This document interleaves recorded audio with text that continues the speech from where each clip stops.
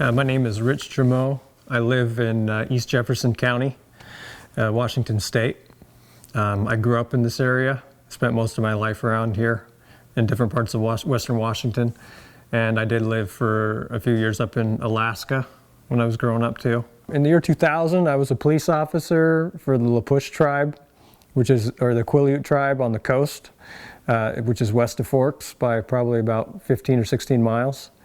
And I happened to be driving into work one evening about 7 p.m. in July, and one just happened to walk across the road in front of my car. I was about 50 to 70 yards from it, and it was daylight. It was about 7 p.m. in July, but during that time of year in July, it's pretty well light at 7 p.m. And I was coming into work for my shift, and I was coming down the hill into Lapush, past the two housing areas, right by First Beach, which would be the beach right on Lapush. And Lonesome Creek comes out there. There's a little hatchery, and just beyond that, there's a little store on the left and the campground on the beach. And one came out of the brush right at Lonesome Creek, crossed the road and hit the fence on the hatchery and kept going. So it went right at the edge of it. And at that time, Lapush was different. They had not enhanced everything along the road to the left on the water side. It was just brush. At first, it was just huge, and it was all dark and bushy looking, no neck. And it didn't even look at me. It didn't walk in a human gait. It kind of glided across the road is the way I would best describe it. No head bob or anything like that, and it took about 4 steps.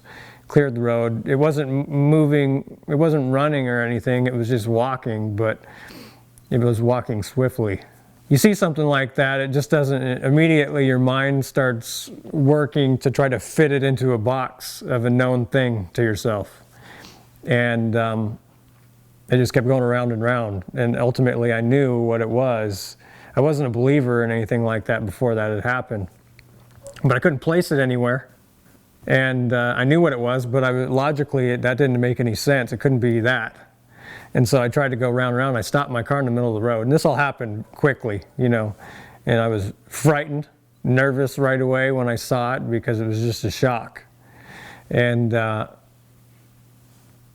knew what it was. I mean, it was, thick from chest to back. I mean, probably like that I would expect. My description would be, as far as size, was probably somewhere around 8 feet and maybe 800 pounds. It didn't look human. It just did not move in a human way. And it was big, and it wasn't wearing any clothes. It was clearly all the same color from head to toe.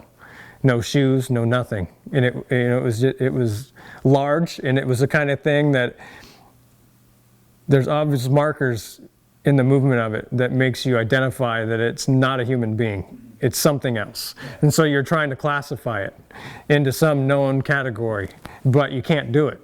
And so, because it just doesn't fit. It's just visually there in front of you, and it doesn't fit with anything that you're comfortable in knowing that exists. It's something outside of that realm. I drove right down to the office, which was about another 1.5 miles probably there, and there was a county deputy there, and 2 of my coworkers were there.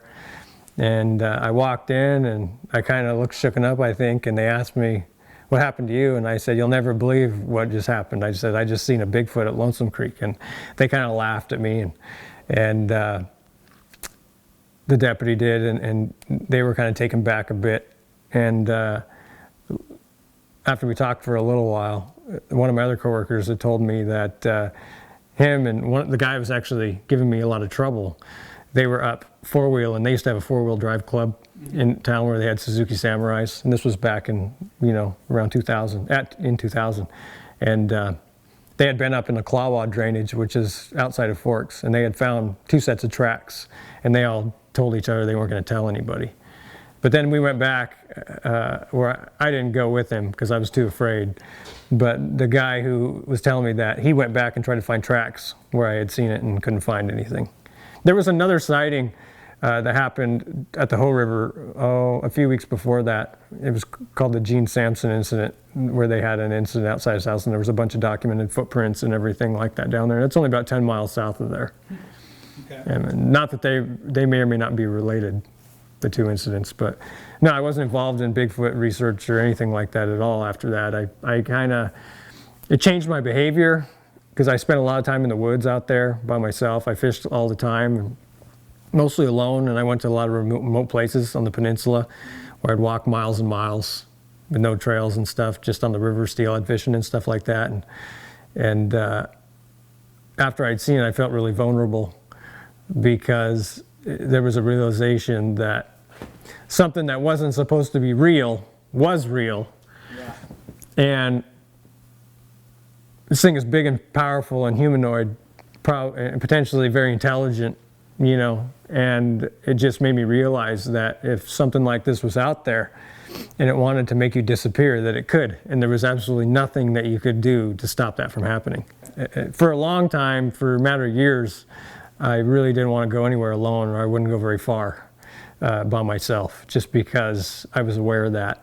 And you got to keep in mind that this is something that isn't real. It's not supposed to be there, you know.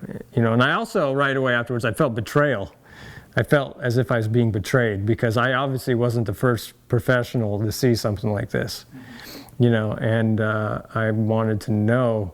I mean, I didn't pursue it at all, but I felt like I had just seen this thing, and this wasn't the only one, and I wasn't the only one to see it, you know, and why is it a secret? How come we don't know about this?